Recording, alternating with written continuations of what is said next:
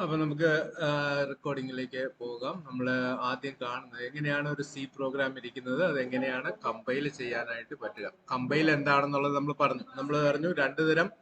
നമ്മൾ binary programme എഴുതുന്നതിന് നമ്മൾ എന്തായിട്ടാണ് കൺവേർട്ട് ചെയ്യേണ്ടത്? നമുക്ക് ബൈനറി ആയിട്ട് കൺവേർട്ട് ചെയ്യണം. ആ ബൈനറി ആയിട്ട് കൺവേർട്ട് ചെയ്യാനായിട്ടുള്ള രണ്ടു തരം പ്രോഗ്രാമുകളുണ്ട്. ഒന്ന് ഇന്റർപ്രറ്റേഴ്സ്, രണ്ട് കമ്പൈലേഴ്സ്.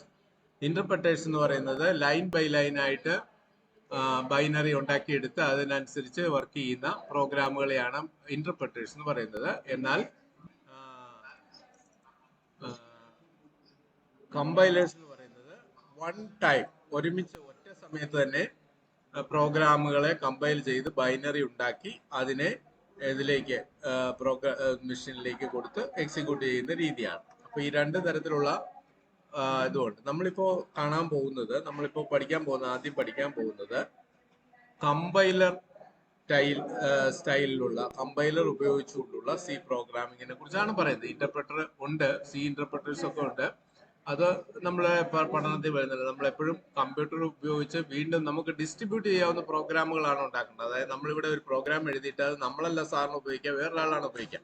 അപ്പൊ അയാൾക്ക് കൊടുത്തുവിടാൻ പറ്റണം. അത്തരത്തിലുള്ള പ്രോഗ്രാമുകൾ എക്സിക്യൂട്ടബിൾ പ്രോഗ്രാമുകൾ എന്ന് പറയും. അപ്പൊ ആ എക്സിക്യൂട്ടബിൾ പ്രോഗ്രാമുകൾ ജനറേറ്റ് ചെയ്യാനായിട്ട് കമ്പൈലർ ഉപയോഗിച്ചാലേ നടക്കും. അപ്പൊ നമുക്ക് ഇതില് ഓക്കെ, ഞാൻ സ്ക്രീൻ ഷെയർ ചെയ്യാനായിട്ടാണ് ഉദ്ദേശിക്കുന്നത്. ഷെയർ, ഓക്കെ, ഞാൻ ഷെയർ ചെയ്തെന്ന് വിചാരിക്കുന്നു. ഷെയർ ചെയ്യുന്നുണ്ട്. അപ്പൊ എന്റെ സ്ക്രീൻ കാണാമല്ലോ തന്നെ. ഓക്കെ, സ്ക്രീൻ കാണാം. ഓക്കെ, കാണുന്നുണ്ടല്ലോ അല്ലേ? സ്ക്രീൻ കാണുന്നുണ്ടല്ലോ. ഞാനിപ്പോ എടുത്തിരിക്കുന്നത് ഒരു സി പ്രോംപ്റ്റ് ആണ്. അതായത് നമ്മള് കമാൻഡ് പ്രോംപ്റ്റ് എന്ന് പറയുന്ന സംഗതിയാണ്. ഇപ്പൊ ഇവിടെ നിന്നുകൊണ്ട് പല കമാൻഡ്സ് നമുക്ക് കമാൻഡ് പ്രോംപ്റ്റിലേക്ക് വരിക എന്ന് പറയുമ്പോൾ നമുക്ക് ടൈപ്പ് ചെയ്യണം ഓരോ കമാൻഡ്. നമ്മൾ സാറിന് വിൻഡോസിലൊക്കെ വർക്ക് ചെയ്യുമ്പോൾ, നിങ്ങൾ വിൻഡോസിലാണ് കൂടുതൽ വർക്ക് ചെയ്യുന്നതെന്ന് പറഞ്ഞുകൊണ്ടാണ് ഞാൻ വിൻഡോസിലെ സംവിധാനം കാണിക്കുന്നത്. ലിനക്സിലാണെങ്കിലും ഇത് തന്നെയാണ് കാര്യം. അവിടെ ടെർമിനൽ എന്നാണ് പറയുന്നത്. ഇതിന് ടെർമിനൽ എന്ന് പറയുന്ന സംവിധാനം എടുത്തു കഴിയുമ്പോൾ ഇതുപോലെ തന്നെ ഒരു പ്രോംപ്റ്റ് അവിടെ നമുക്ക് കിട്ടുക ഒരു ഡോളർ പ്രോംപ്റ്റ് ആയിരിക്കും. ഇങ്ങനെ ഡോളർ എന്നുള്ളൊരു പ്രോംപ്റ്റ് ആയിരിക്കും കിട്ടുക. അവിടെ നിന്നുകൊണ്ടാണ് കമാൻഡ് ചെയ്യുന്നത്. ഇനി നമുക്ക് കമ്പൈലർ എന്ന് പറയുന്നത് രണ്ട് സ്റ്റേജാണ്. ഒന്ന്, നമ്മൾ ആദ്യം പ്രോഗ്രാം എഴുതണം. ആ പ്രോഗ്രാം കമ്പൈലറിന് കൈമാറണം. പ്രോഗ്രാം എഴുതാനായിട്ട് നമുക്ക് ഏത് തരത്തിലുള്ള എഡിറ്റർ ഉപയോഗിക്കാം. നമുക്ക് എഡിറ്റർ എന്ന് പറയുമ്പോൾ ടെക്സ്റ്റ് എഡിറ്റർ എന്ന് പറയും. അപ്പോൾ ഒരു സാധാരണ സോഴ്സ് പ്രോഗ്രാം എന്ന് പറയുന്നത് ആസ്കി വാല്യൂ എഴുതപ്പെട്ടിട്ടുള്ള, അതായത് ഓരോ ക്യാരക്ടർ, ഫോർ എക്സാമ്പിൾ എ എന്ന് പറയുന്നത് 65ആണ്, ആസ്കി വാല്യൂ 65ആണ്. ബി എന്ന് പറയുമ്പോൾ 66ആണ്. അങ്ങനെ എ ബി സി ഓരോ ലെറ്ററിനും കറസ്പോണ്ടിങ് ആയിട്ട് ഓരോ നമ്പറുകൾ കൊടുത്തിട്ടുണ്ട്. ആ നമ്പറുകൾക്കാണ് American standard code for information interchange, അതോ ആസ്കി എന്ന് പറയുന്നത്. അങ്ങനെ ആസ്കി ഉപയോഗിച്ച് ഡേറ്റ എഴുതി വെച്ചിട്ടുള്ള ഫയലുകളെയാണ് നമ്മൾ ടെക്സ്റ്റ് ഫയൽ എന്ന് പറയുന്നത്. നമ്മൾ ടൈപ്പ് ചെയ്യാം ടെക്സ്റ്റ് ഫയൽസ് എന്ന് പറയുന്നത്. ഇത്തരം ടെക്സ്റ്റ് ഫയലിലാണ് നമ്മൾ സാധാരണ പ്രോഗ്രാമുകൾ എഴുതി വെക്കാറ്. അത് പ്രോഗ്രാമുകളാണെന്ന് മനസ്സിലാക്കാനായിട്ട് സാധാരണ നമ്മൾ ചെയ്യുന്ന ഒരു വഴി എന്ന് പറയുന്നത് ആ പ്രോഗ്രാം ഫയലുകളുടെ എൻഡിൽ ഒരു എക്സ്റ്റൻഷൻ കൊടുക്കുക. ഫോർ എക്സാമ്പിൾ, നമ്മൾ സി പ്രോഗ്രാമാണ് എഴുതുന്നതെങ്കിൽ അതിന്റെ എൻഡിൽ ഒരു .c എന്ന് കൊടുക്കും. .c എന്നുള്ളത് കണ്ടാൽ അതിനകത്ത് സി പ്രോഗ്രാം ആണെന്ന് നമുക്ക് മനസ്സിലാകും. നമ്മൾ PHP പ്രോഗ്രാമാണ് എഴുതുന്നതെങ്കിൽ നമ്മൾ അതിന്റെ എൻഡിൽ .php എന്ന് കൊടുക്കും. അല്ല, പൈത്തൺ പ്രോഗ്രാം ആണെങ്കിൽ .py എന്ന് കൊടുക്കും, പൈത്തൺ പ്രോഗ്രാം എന്ന് കൊടുക്കും. അപ്പൊ അങ്ങനെ നമുക്ക് എക്സ്റ്റൻഷൻ വഴി അതിനകത്ത് സോഴ്സ് കോഡ് ഏത് തരം ലാംഗ്വേജിൽ എഴുതപ്പെട്ടതാണെന്നൊക്കെ ഏകദേശം അറിയാം. പക്ഷെ അത് നിർബന്ധമൊന്നുമില്ല. കാരണം നമുക്ക് സി പ്രോഗ്രാം കൊണ്ട് .pyക്കകത്ത് എഴുതി വെക്കാം, ഒരു പ്രശ്നവുമില്ല. ടെക്സ്റ്റ് ഫയലാണ്. അപ്പൊ അത്തരം ടെക്സ്റ്റ് ഫയലിലാണ് നമ്മൾ ആദ്യം സോഴ്സ് കോഡ് ഫിക്സ് ചെയ്ത് സോഴ്സ് കോഡ് എഴുതി വെക്കും. അതിനുശേഷം നമ്മൾ അതിനെ കമ്പൈലറിലേക്ക് കൊടുത്ത് കമ്പൈലർ ആ പ്രോഗ്രാം പരിശോധിച്ച് നമുക്ക് വേണ്ട ബൈനറി ഡേറ്റ, വേണ്ട ബൈനറി പ്രോഗ്രാം നമുക്ക് ജനറേറ്റ് ചെയ്ത് തരും. ആ സ്റ്റേജ് ആണ് ഇനി നമ്മൾ കാണാൻ പോകുന്നത്. ഇപ്പൊ ഇനി ഇതെന്താണ് ഞാൻ ടൈപ്പ് ചെയ്യുന്നുള്ളത് ഇപ്പൊ മനസ്സിലായില്ല. നമ്മൾ സി പ്രോഗ്രാമിംഗ് പഠിക്കുന്ന ക്രമത്തിൽ നിങ്ങൾക്ക് അത് ഓരോന്നും ഓരോ ഐറ്റമായിട്ട് വരും. ഞാൻ ഒരു എഡിറ്റർ ഉപയോഗിക്കാൻ പോവാണ്. ഫോർ എക്സാമ്പിൾ, ഞാൻ ഉപയോഗിക്കാൻ പോകുന്ന എഡിറ്റർ ഒരു നോട്ട് പാഡ് എന്ന് പറഞ്ഞാൽ നിങ്ങൾ ഇത് തന്നെ ഉപയോഗിക്കണം എന്നില്ല കേട്ടോ. നമുക്ക് അവിടെ നിങ്ങൾക്ക് അതാണ് നിങ്ങളുടെ ടീച്ചറിനെ എനിക്ക് വേണമെന്ന് പറഞ്ഞത്. ടീച്ചറിന് ഉണ്ടായിരുന്നാൽ നമുക്ക് അവിടെ കൊടുക്കാൻ പറ്റുന്ന ID എഡിറ്റർ ഏതാണെന്നൊക്കെ ഒന്ന് അറിയാമായിരുന്നു. മോസ്റ്റ് പ്രോബ്ലി നിങ്ങൾ ലിനക്സിലാണ് വർക്ക് ചെയ്യുന്നതെങ്കിൽ ജി എഡിറ്റ് എന്ന് പറഞ്ഞൊരു സാധനം ഉണ്ടാവും, ജി എഡിറ്റ്. പക്ഷെ ഞാനിതിപ്പോ വിൻഡോസിൽ നിൽക്കുന്നതുകൊണ്ട് എനിക്ക് ജി എഡിറ്റ് കിട്ടുന്നില്ല. എന്നാൽ നിങ്ങൾ വർക്ക് ചെയ്യുമ്പോൾ നിങ്ങളുടെ മെഷീനിൽ ലിനക്സ് ബൂട്ട് ചെയ്ത് വന്നു കഴിയുമ്പോൾ നിങ്ങൾക്ക് ജി എഡിറ്റ് ഉപയോഗിക്കാം. ഇനി വിൻഡോസിൽ ഇതിലാവുമ്പം നിങ്ങൾക്ക് നോട്ട് പാഡ് ഉണ്ട്, നോട്ട് പാഡ് പ്ലസ് പ്ലസ് അങ്ങനെ തുടങ്ങിയുണ്ട്. നോട്ട് പാഡ് ഉപയോഗിച്ചാലും നമുക്ക് ഏറ്റവും ബേസിക് ആയിട്ടുള്ള നോട്ട് പാഡ് ഉപയോഗിച്ച് നോക്കാം. നോട്ട് പാഡ് ഉപയോഗിക്കുമ്പോൾ നമുക്ക് ഒരു ഫയൽ എഡിറ്റർ നമുക്ക് സാധാരണഗതിയിൽ വർക്ക് ചെയ്യുന്ന ഒരു ഫയൽ എഡിറ്റർ നമുക്ക് കിട്ടും. ഇപ്പോൾ സ്ക്രീനിൽ കാണാനുള്ള ഒരു എഡിറ്ററാണ്.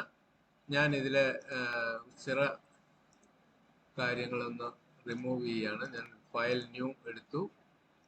ഓക്കെ, ഞാൻ എഴുതുന്ന കാര്യങ്ങൾ എന്താണെന്നുള്ളത് ഇപ്പം നിങ്ങൾ അതിനെക്കുറിച്ച് അധികം ആലോചിക്കേണ്ട, അത് നോക്കാം ഓരോന്നും വിശദീകരിച്ച്.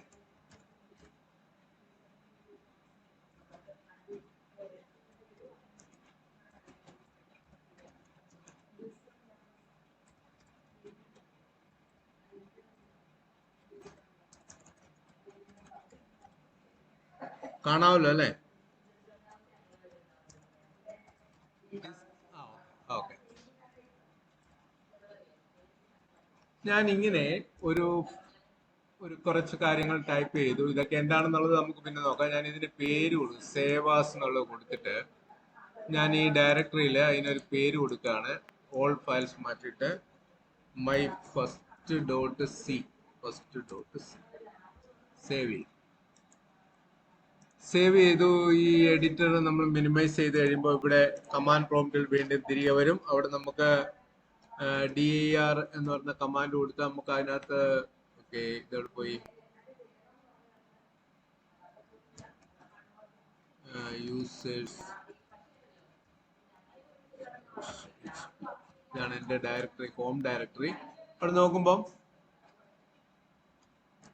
dir ഫസ്റ്റ് ഡോട്ട് സി ഇല്ലേ? ഓ, അത് വേറെ സി ആണ്.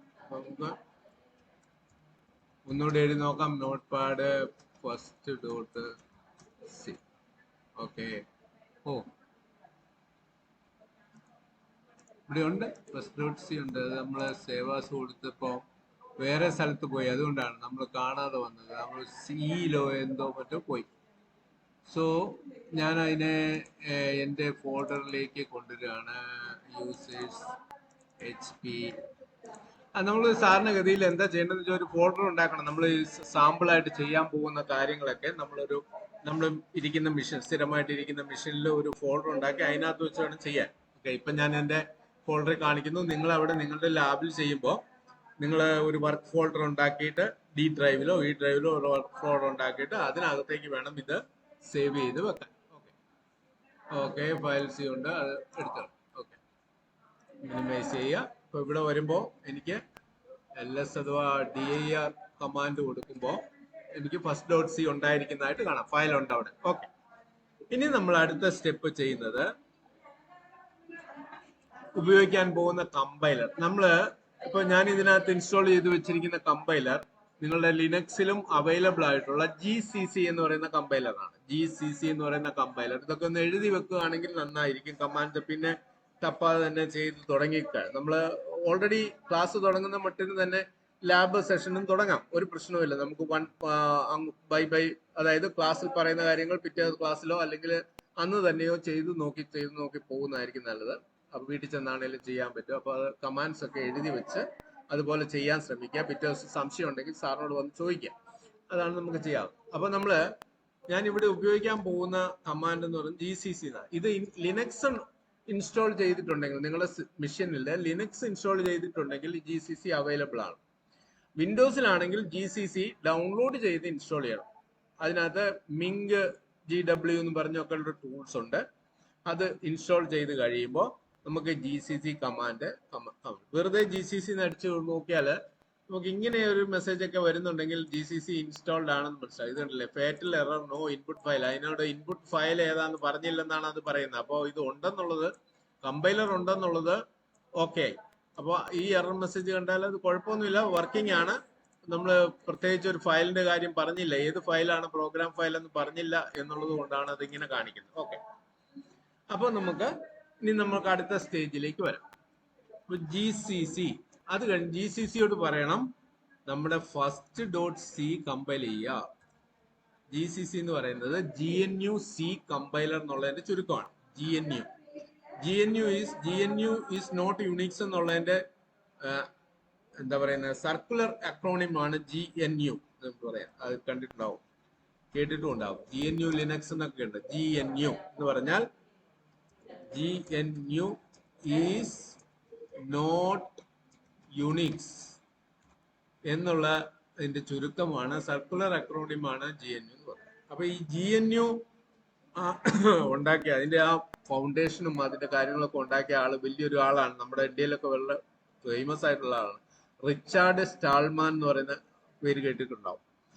അദ്ദേഹമാണ് ഈ GNU പ്രസ്ഥാനം ഉണ്ടാക്കിയത്. ആ GNU പ്രസ്ഥാനം ഉണ്ടാക്കിയപ്പോൾ അവരുണ്ടാക്കിയ ഒരു കമ്പൈലർ ടൂൾ സെറ്റ് ആണ് GCC എന്നറിയപ്പെടുന്നത്. GNU C compiler. GNU C compiler, ഇതാണ് ഈ GCC എന്നുള്ളതിന്റെ ചുരുക്കം. ഇനി G++ എന്നും പറഞ്ഞുണ്ട്, അതായത് C++ കമ്പൈലർ ആണത്. G++ ഇങ്ങനെ എഴുതും, G++. അതും ഈ ടൂൾ സെറ്റിന്റെ കൂടെ കിട്ടും. ഇൻസ്റ്റാൾ ചെയ്യുമ്പോൾ ഇതോടെ കൂടിയാണ് വരുന്നത്. പക്ഷെ നമ്മളിപ്പോ C മാത്രമേ ഉപയോഗിക്കുന്നുള്ളൂ. അപ്പൊ GCC എന്ന് പറയുന്ന ഈ ടൂള് നമ്മൾ എങ്ങനെ ഉപയോഗിക്കുന്നുള്ളത് നോക്കാം. GCC എന്ന് പറയുന്ന ടൂള് കഴിഞ്ഞിട്ട് നമ്മൾ ഒരു ഫയലിന്റെ പേര് കൊടുക്കണം. നമ്മൾ എഴുതി വെച്ചിരിക്കുന്ന പ്രോഗ്രാമിന്റെ പേര് കൊടുക്കുക. എന്നിട്ട് എൻ്റർ അടിക്കുക. ഇങ്ങനെ വെറുതെ വെച്ചിരുന്ന വർക്ക് ചെയ്യില്ല. കമാൻഡ് ലൈനിന്റെ ഒരു പ്രത്യേകത, ഓരോ കമാൻഡും കൊടുത്തതിന് ശേഷം നമ്മൾ അതിൽ എൻ്റർ കീ പ്രസ് ചെയ്യുമ്പോൾ മാത്രമാണ് അത് വർക്ക് ചെയ്യുക. ഓക്കെ, എന്തോ നടന്നു, പ്രോംപ്റ്റ് തിരികെ വന്നു, നമുക്കത് വർക്ക് ചെയ്തോ ഇല്ലോ എന്നുള്ളത് അറിയാനായിട്ട് ഒരു പണിയാണ്. നമുക്ക് ഈ DER ഒന്ന് തന്നെ നോക്കാം എന്തെങ്കിലും സംഭവിച്ചു. ഫസ്റ്റ് ഡോട്ട് സി ഒന്നും സംഭവിച്ചതായിട്ട് കാണുന്നില്ല അല്ലെ. അപ്പോ കമ്പൈൽ ചെയ്തു, ഓക്കെ ആണ്, എറർ ഒന്നും ഇല്ല എന്ന് വേണേ മനസ്സിലാക്കാം. കാരണം എറർ ഒന്നും പ്രത്യേകിച്ച് പറയാത്തത് കൊണ്ട് എറർ ഇല്ല എന്ന് വിചാരിക്കാം. നമുക്ക് വേറൊരു കാര്യം കൂടി ഇതിന്റെ കൂട്ടത്തിൽ compile g.first.c and output to first.exe -o. ഇതിന് പറയുന്നത് ഓപ്ഷൻസ് എന്നാണ്. ഒരു കമാൻഡ് കൊടുക്കുമ്പം അതിനകത്ത് നമ്മൾ മൈനസ് സംതിങ് എന്നൊക്കെ പറഞ്ഞ് പലതും കൊടുക്കുന്നുണ്ടെങ്കിൽ ആ ഓപ്ഷൻസ് എന്ന് പറയും.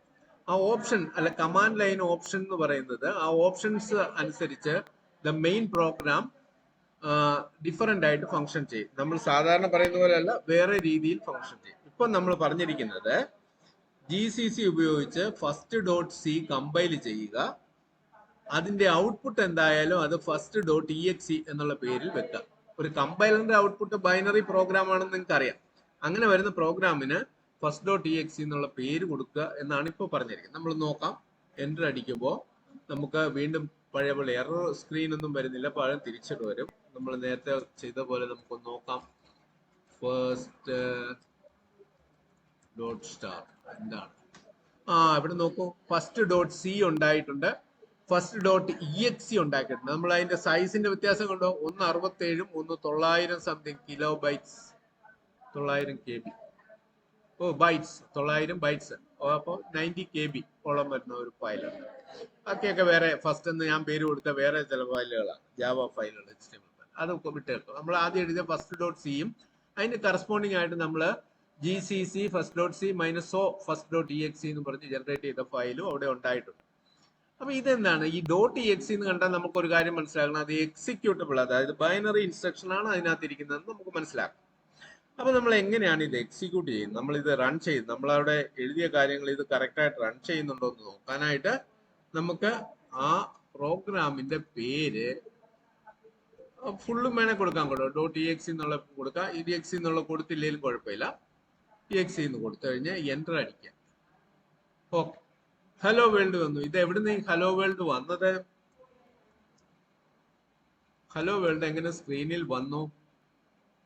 ഹലോ വേൾഡ് വന്നത് നമ്മൾ ഈ പ്രോഗ്രാമിൽ നമ്മൾ എഴുതി വെച്ചിട്ടുണ്ടായിരുന്നു, ഒരു പ്രിന്റ് എഫ് എന്ന് പറഞ്ഞൊരു സ്റ്റേറ്റ്മെന്റ് എഴുതി വെച്ചിട്ടുണ്ടായിരുന്നു. അതിനകത്തുനിന്ന് ഹലോ വേൾഡ് ചാടി ഇവിടെ വന്നു. ഇപ്പൊ നമ്മുടെ ആകെപ്പാടെ ഈ പ്രോഗ്രാമിന്റെ ഒരു ഉദ്ദേശം എന്ന് പറയുന്നത്, നമ്മൾ എഴുതിയത് സ്ക്രീനില് ഹലോ വേൾഡ് എന്ന് പ്രിന്റ് ചെയ്യുക എന്നുള്ളതായിരുന്നു നമ്മുടെ ലക്ഷ്യം. ഞാൻ പറയാണ്, നമ്മൾ സാധാരണഗതിയിൽ ഇതാണ് ഏറ്റവും ആദ്യം, ഏറ്റവും ബേസിക് ആയിട്ട് ഇങ്ങനെ ഒരു ഡിസ്പ്ലേ സ്ക്രീനിൽ കൊണ്ടുവരാനുള്ള പ്രോഗ്രാമാണ് ഏത് ലാംഗ്വേജ് പഠിച്ചു തുടങ്ങുമ്പോഴും ആദ്യം എഴുതുന്നത്. അതിന് ഹലോ വേൾഡ് പ്രോഗ്രാം എന്നാണ് പറയാറ് സാധാരണ. എന്തിനാന്ന് ചോദിച്ചാൽ എങ്ങനെയാണ് ബേസിക് ആയിട്ട് ഔട്ട്പുട്ട് ചെയ്യുന്നത് എന്നുള്ളതാണ് ഏറ്റവും ഒരു ലാംഗ്വേജിൽ ആദ്യം പഠിക്കുന്ന കാര്യം. അത് പഠിച്ചു കഴിയുമ്പോഴത്തേക്കും നമുക്ക് സ്ക്രീനിലേക്ക് നമ്മൾ ഉദ്ദേശിക്കുന്ന മെസ്സേജസ് ഒക്കെ കൊണ്ടുവരാവുന്ന, അല്ലെ പ്രോഗ്രാം വർക്ക് ചെയ്യുന്നുണ്ടോ ഇല്ലയോ എന്നുള്ളത് നോക്കാം. അങ്ങനെ പല കാര്യങ്ങളും ഉണ്ട്. ഏതായാലും ഏറ്റവും ആദ്യം ഏറ്റവും സിമ്പിൾ ആയിട്ടുള്ള ഒരു പ്രോഗ്രാമാണ് നമ്മൾ എഴുതി പഠിക്കുക.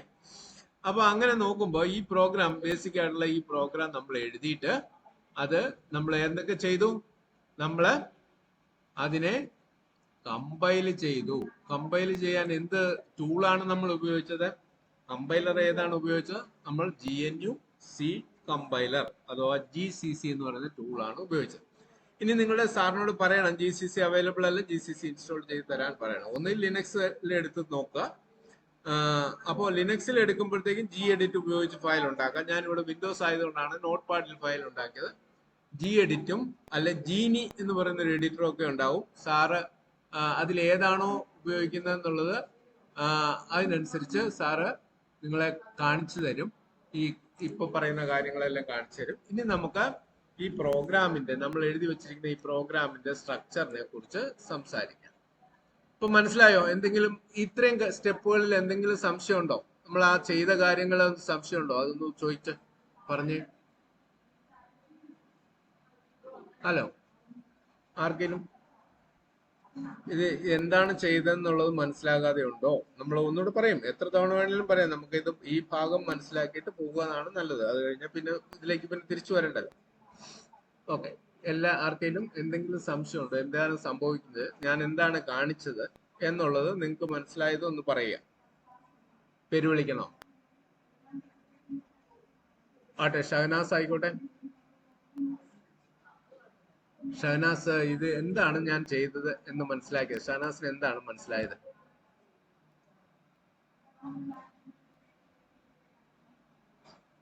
പറഞ്ഞോളൂ. ഉണ്ട്. ഓക്കെ.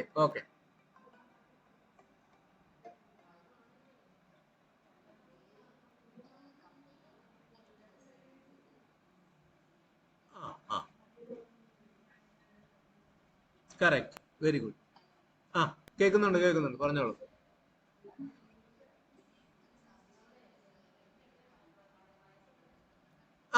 ഹലോ വേൾഡ് എവിടെയാണ് കൊടുത്തത്? അപ്പൊ നമുക്ക് ആ ഫയൽ ഒന്ന് നോക്കാം. നമ്മുടെ ഞാനിത് ടൈപ്പ് ചെയ്തത് നോട്ട് പാഡിലാണ്. ഇപ്പൊ നിങ്ങൾക്ക് കാണാൻ പറ്റുന്നുണ്ടോ? സ്ക്രീനിൽ ഞാൻ ശലം വലുതാക്കി. ഇതാണ് നമ്മൾ എഴുതിയ സോഴ്സ് പ്രോഗ്രാം. അതായത് സി എന്ന് പറയുന്ന ലാംഗ്വേജിൽ ഒരു പ്രോഗ്രാം എഴുതണമെങ്കിൽ അതിങ്ങനെ ആയിരിക്കണം. ഇതാണ് അതിന്റെ ഒരു ബേസിക് സ്ട്രക്ചർ. ഇങ്ങനെയാണ് സിയിലെ പ്രോഗ്രാം എഴുതുക. ഇത് ഒരു ടെക്സ്റ്റ് ഫയലായിട്ട്, അതായത് സാധാരണ നമ്മൾ ടൈപ്പ് ചെയ്ത് കിട്ടും. വേർഡ് ഫയൽ അല്ല, വേർഡിൽ ടൈപ്പ് ചെയ്യരുത്, അതാണ് അതിന് പ്രശ്നം. വേർഡ് പോലത്തെ DTP ടൂൾസ് ഉപയോഗിച്ച് ഇത് ടൈപ്പ് ചെയ്യാൻ സോഴ്സ് പ്രോഗ്രാം എഴുതാൻ പാടില്ല. പകരം വെറും പ്ലെയിൻ ടെക്സ്റ്റ് എഡിറ്റേഴ്സ് ഉപയോഗിച്ച് വേണം, അല്ലെ IDE ഉപയോഗിച്ച് വേണം ചെയ്യാൻ. IDEയിലാണെങ്കിൽ ഒരു ടെക്സ്റ്റ് എഡിറ്റർ ആണ് ഉപയോഗിക്കുന്നത്. ടെക്സ്റ്റ് ഫയൽ എന്ന് പറഞ്ഞാൽ സിമ്പിൾ ആയിട്ട് മനസ്സിലാക്കുക. ഇവിടെ ഇരിക്കുന്ന ഈ INT ഇതിനെല്ലാം കറസ്പോണ്ടിങ് ആയിട്ട് ഓരോ ആസ്കി വാല്യൂ ഉണ്ടാവും. ആ ആസ്കി വാല്യൂ സ്റ്റോർ ചെയ്ത് വെച്ചിരിക്കുന്ന ഫയലാണ് ടെക്സ്റ്റ് ഫയൽ എന്ന് അറിയപ്പെടുന്നത്. അപ്പൊ നമ്മൾ പ്രോഗ്രാം എഴുതുമ്പോൾ അത്തരം ടെക്സ്റ്റ് ഫയലാണ് ഉപയോഗിക്കുന്നത്. അത്തരം ടെക്സ്റ്റ് ഫയലായിട്ടാണ് പ്രോഗ്രാം എഴുതുന്നത്. ഇനി ഈ പ്രോഗ്രാമിൽ എന്താണ് ചെയ്തത്? ഇവിടെ ഒരു ഹാഷ് ഇൻക്ലൂഡ് എന്നൊക്കെ പറഞ്ഞു കൊടുത്തു. അതിന്റെ അർത്ഥം സ്റ്റാൻഡേർഡ് ഇൻപുട്ട് ഔട്ട്പുട്ടിലുള്ള ലൈബ്രറീസ് ഇതിൽ കൂട്ടിച്ചേർക്കുക. കാരണം നമ്മൾ ഇവിടെ പ്രിന്റ് എഫ് എന്ന് പറയുന്ന ഒരു സംഗതി ഉപയോഗിച്ചു. ഈ പ്രിന്റ് എഫ് എന്ന് പറയുന്നത് സിയിലെ ഒരു കീവേഡ് അല്ല, സിയിലുള്ള ഒരു സൗകര്യവും അല്ല. പക്ഷേ ഈ കമ്പൈലർ ഉണ്ടാക്കിയവര് കുറെ കാര്യങ്ങൾ, നമുക്ക് പെട്ടെന്ന് കാര്യങ്ങൾ ചെയ്യാൻ വേണ്ടി നമുക്ക് നമ്മുടെ സൗകര്യത്തിന് വേണ്ടി കുറെ ഫങ്ഷൻസ് ഉണ്ടാക്കി വെച്ചിട്ടുണ്ട്, ഓൾറെഡി ക്രിയേറ്റ് ചെയ്ത് വെച്ചിരിക്കുക. അത്തരം ഫംഗ്ഷനെ നമ്മൾ ലൈബ്രറി ഫംഗ്ഷൻസ് എന്ന് പറയും. ആ ലൈബ്രറി ഫംഗ്ഷൻസ് ഉപയോഗിക്കണമെങ്കിൽ അതിന്റെ കറസ്പോണ്ടിങ് ആയിട്ടുള്ള ഹെഡർ ഫയൽ എന്ന് സൂചിപ്പിക്കാനാണ് ഈ .h എന്നുള്ളത്. അതൊക്കെ എന്താണെന്നുള്ളത് നമ്മൾ ഓരോന്നോരോന്നും അതിൻ്റെതായ സമയത്ത് പിന്നെ വീണ്ടും വരും, അതിനകത്തേക്ക് വരും. എന്നാൽ ഇപ്പം മനസ്സിലാക്കുക, ഈ ഹെഡർ ഫയൽ ഇവിടെ ഇൻക്ലൂഡ് ചെയ്താൽ മാത്രമേ ഇവിടെ നമുക്ക് പ്രിന്റ് എഫ് എന്ന് ഉപയോഗിക്കാൻ പറ്റൂ. പ്രിന്റ് എഫ് ഉപയോഗിച്ചാണ് നമ്മൾ ഹലോ വേൾഡ് സ്ക്രീനിലേക്ക് കൊണ്ടുവരാൻ ശ്രമിച്ചത്. പ്രിന്റ് എഫ് എന്ന് പറയുന്ന ഫംഗ്ഷൻ ചെയ്യുന്നത് അതിനകത്തേക്ക് കൊടുത്തിരിക്കുന്ന സ്ട്രിങ് എന്ന് പറഞ്ഞാൽ ക്യാരക്ടറിന്റെ അറേ എന്നാണ്, ഒരു കുറെ അക്ഷരങ്ങൾ അടുക്കി വെച്ചിരിക്കുന്നതെന്നാണ് അർത്ഥം. സ്ട്രിങ് എന്ന് പറയുമ്പോൾ അക്ഷരങ്ങൾ അടുക്കി വെച്ചിരിക്കുന്ന സ്ഥലം. അത് അക്ഷരങ്ങളുടെ തുടക്കവും അവസാനം കാണിക്കാൻ വേണ്ടി അതിന്റെ തുടക്കത്തിലും അവസാനത്തിലും ഒരു പർട്ടിക്കുലർ ഇതുണ്ടാവും, ഒരു പർട്ടിക്കുലർ ക്യാരക്ടർ കൊടുക്കും. അതിന് കൊട്ടേഷൻ മാർക്ക് എന്ന് പറയും. ഇത് ഡബിൾ കൊട്ടേഷൻ മാർക്ക് എന്ന് പറയും. ഡബിൾ കൊട്ടേഷൻ മാർക്കിനകത്ത് എന്തെഴുതിയാലും അത് സ്ട്രിങ് എന്നറിയപ്പെടും. നമുക്ക് പലതും എഴുതാം, നമ്മുടെ പേരെഴുതാം. ഹലോ വേൾഡ് എന്നുള്ളതിന് പകരം നമുക്ക് ഹലോ ഷഹാന ഇങ്ങനെ എഴുതാം, അത് കുഴപ്പമില്ല. അപ്പൊ ഇതാണ് ഇവിടുന്നാണ് അത് ഹലോ സംഭവം വേൾഡ് എന്നുള്ളത് വന്നത്. ഓക്കെ, ക്ലിയർ അല്ലേ ഷഹാന? കിട്ടിയോ? കിട്ടി. ഇനി ഇതെന്താണ് ഈ മെയിൻ എന്ന് പറയുന്നത് സിയിലെ ഒരു കീവേഡ് അല്ല, പക്ഷെ ഈ മെയിൻ എന്ന് പറയുന്ന ഫംഗ്ഷൻ ഒരു പ്രാധാന്യമുണ്ട്. അപ്പൊ നമ്മള് ഒരു പ്രോഗ്രാം സ്റ്റാർട്ട് ചെയ്യുമ്പോൾ എവിടെ തൊട്ട് ഇത് തുടങ്ങണം, ഇതിന്റെ തുടക്കം എവിടെയാണ്, ആ കാര്യം പറയുന്ന ഫംഗ്ഷനാണ് മെയിൻ ഫംഗ്ഷൻ എന്ന് പറയുന്നത്. അപ്പോ ഒരു ഫംഗ്ഷന്റെ ഒരു സി പ്രോഗ്രാമിൽ ഒരു ഫംഗ്ഷൻ കാണും മെയിൻ എന്നുള്ളത്. ആ മെയിൻ എന്ന് പറയുന്ന ഫംഗ്ഷനിൽ നിന്നാണ് എക്സിക്യൂഷൻ സ്റ്റാർട്ട് ചെയ്യുന്നത്. അപ്പൊ ഇവിടെ ഒരു മെയിനേ ഉള്ളൂ. നമുക്ക് വേറെയും ഫംഗ്ഷൻസ് എഴുതാം, നമുക്ക് നമ്മുടെ ഇഷ്ടത്തിന് വേറെ ഫംഗ്ഷൻസ് എഴുതാം. പക്ഷെ ഒരു സി പ്രോഗ്രാം ആയാൽ അതിൽ ഒരു മെയിൻ ഫംഗ്ഷൻ വേണം. ആ മെയിൻ ഫംഗ്ഷന്റെ ആദ്യത്തെ ലൈൻ തൊട്ടാണ് കാര്യങ്ങൾ ചെയ്തു തുടങ്ങുന്നത്. അതായത് എൻട്രി പോയിന്റ് എന്ന് പറയും, entry point into the program. അപ്പൊ അതുകൊണ്ടാണ് ഇവിടെ വന്നത്. അപ്പൊ ഞാനിനി ഇത് മാറ്റിയിട്ട് കുറെ പേരുടെ പേരുകൾ അടുത്ത സ്റ്റേജ് ഒന്നുകൂടെ ഇത് ഒന്നുകൂടെ കാണാൻ വേണ്ടി നമുക്ക് ഇനി ഒരു സ്ഥലം തിരിച്ചു വരാം. ഷഹാന എഴുതി, ഓക്കെ. അത് കഴിഞ്ഞ് ഇത് കണ്ടോ, ഒരു ബ്രാക്കറ്റ് ശ്രദ്ധിച്ചോ, ഒരു ബ്രാക്കറ്റ്, ഒരു closing bracket, opening bracket, closing. ഇതിനിടയ്ക്കാണ് നമ്മൾ പ്രോഗ്രാം എഴുതുന്നത്. ഇതിനൊരു ബ്ലോക്ക് എന്ന് പറയും. ഓക്കെ, ഷഹാന ഉണ്ടായിരുന്നു, പിന്നെ ആരാണ്, ഓക്കെ, ആരെയും വിട്ടുപോകണം. ഓക്കെ, ദിവ്യ, ഓക്കെ, വിജില,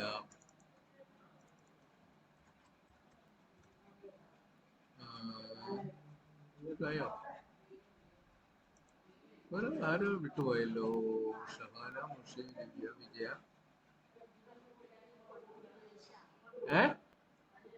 ദിൽഷ. ദിൽഷയിലോട്ട്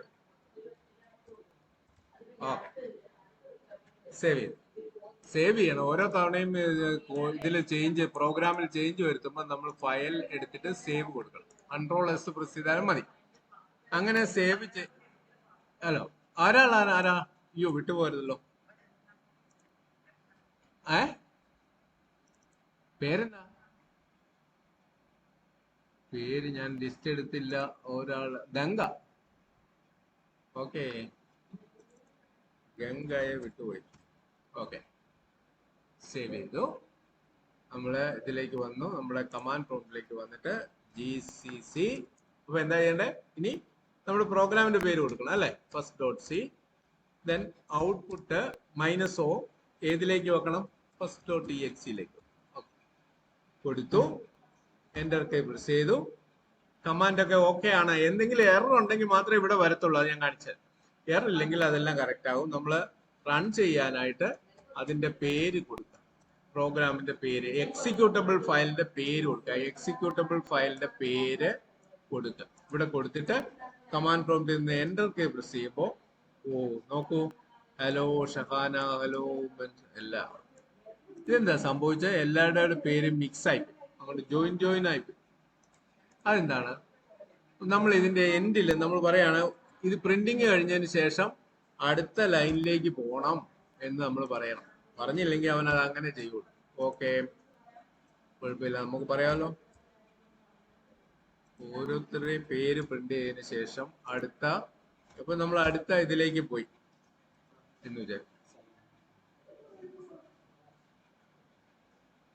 അപ്പൊ അടുത്ത നമുക്ക് വീണ്ടും GCC first dot C minus output first dot exe. Okay, first dot exe കൊടുക്കുക.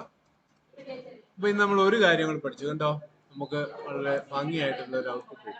നമ്മൾ എന്താ ചെയ്തത് പ്രോഗ്രാമില്, നമ്മൾ ഈ സ്ട്രിങ് പറഞ്ഞപ്പോ അതിന്റെ എൻഡിൽ കൊണ്ട് ഒരു സ്ലാഷ് n എന്ന് കൊടുത്തു. അപ്പൊ ഇത്തരം കുറെ ക്യാരക്ടർ ഉണ്ട്, /n ഉണ്ട്, /v ഉണ്ട്, /t ഉണ്ട്. അതിനൊക്കെ ഓരോ സ്പെഷ്യൽ മീനിങ് ഉണ്ട് കേട്ടോ. /n എന്ന് പറഞ്ഞാൽ ഏറ്റവും സിമ്പിൾ ആയിട്ട് മനസ്സിലാക്കുക, ന്യൂ ലൈനിലേക്ക് പോകുക. അതായത് ഹലോ ഷഹാന പ്രിന്റ് ചെയ്തതിനു ശേഷം അടുത്ത ലൈനിലേക്ക് പോവുക, അവിടെ തന്നെ നിൽക്കരുത്. കഴ്സർ എന്ന് പറയുന്ന സാധനമുണ്ട്. നമ്മൾ ഇവിടെ ഇങ്ങനെ നോക്കുമ്പോൾ ഇവിടെ ഒരു ഇങ്ങനെ ബ്ലിങ്ക് ചെയ്യുന്ന ഒരു സാധനം കണ്ടില്ല, ഇതിന് പറയുന്ന പേരാണ് കഴ്സർ, CURSOR. ആ കഴ്സർ എന്ന് പറയുന്നത് അടുത്ത ലൈനിലേക്ക് വരുമ്പോൾ കഴ്സർ എവിടെയാണോ നിൽക്കുന്നത് അവിടെ ആയിരിക്കും പ്രിന്റിങ് എഫക്ട് ആകുന്നത്. അപ്പൊ കഴ്സർ ഈ ലൈനിൽ നിന്നും ഒരു കാര്യം പ്രിന്റ് ചെയ്തു, അടുത്ത ലൈനിലേക്ക് പോകാനായിട്ടാണ് നമ്മൾ എന്ത് ചെയ്തത്, ഇവിടെ സ്ലാഷ്. അപ്പൊ അത് നിർദ്ദേശം കൊടുക്കണം, ആ കഴ്സർ അടുത്ത ലൈനിലേക്ക് മാറ്റി വെക്കുക, തൊട്ട് താഴത്തെ ലൈനിലേക്ക് പോവുക എന്നുള്ള നിർദ്ദേശമാണ് ഈ കിടക്കുന്നത് /n എന്ന് പറയുന്നത്. അങ്ങനെ പല കാര്യങ്ങൾ ചെയ്താണ് നമുക്ക് വൃത്തിയായിട്ട് നീറ്റായിട്ടുള്ള പ്രോഗ്രാം ഔട്ട്പുട്ടുകൾ നമ്മൾ ഉണ്ടാക്കും. അപ്പോൾ ഇന്നത്തെ ക്ലാസ്സിൽ നമ്മൾ ഇത്രയും കാര്യങ്ങൾ പഠിച്ചു. ഇതുപോലെ ഈ ഒരു പ്രോഗ്രാമിന്റെ സ്ട്രക്ചർ എഴുതിയെടുക്കുക, ഏറ്റവും സിമ്പിൾ ആയിട്ടുള്ള പ്രോഗ്രാം അത് എഴുതിയെടുക്കുക. ഓക്കെ,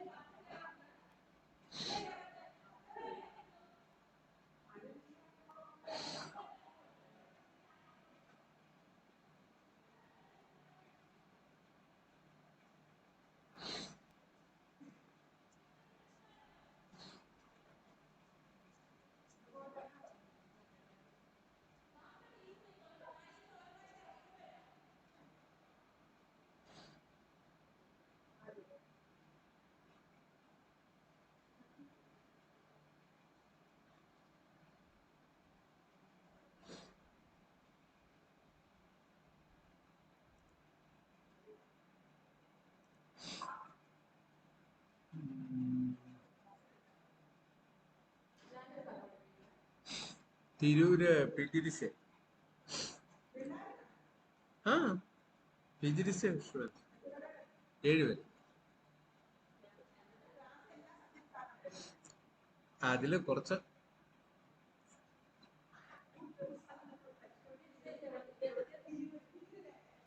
തിരൂർ എക്സ്റ്റൻഷൻ സെന്റർ അവിടെ മാത്രമേ കേൾക്കുന്നുള്ളൂ. അതെ, അപ്പോ ലാസ്റ്റ് പറഞ്ഞ കാര്യങ്ങൾ ആ പ്രോഗ്രാം ഒന്നുകൂടെ ഞാൻ കാണിക്കാം, സ്ക്രീനിൽ കാണിക്കാം, അതൊന്ന് എഴുതിയെടുക്കാം.